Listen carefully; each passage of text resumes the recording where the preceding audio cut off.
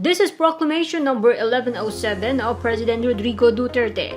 It amends the list of holidays for 2021. President Duterte declared All Souls Day, Christmas Eve, and the last day of the year as special working days.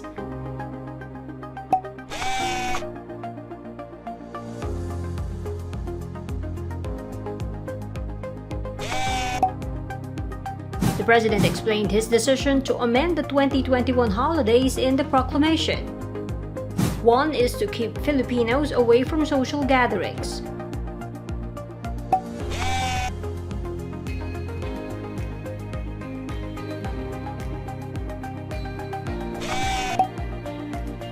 Another is for the economy to recover.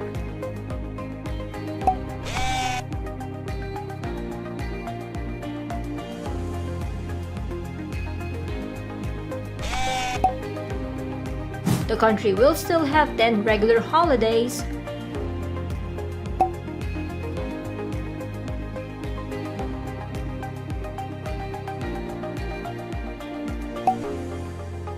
while the special non-working days are down to 6.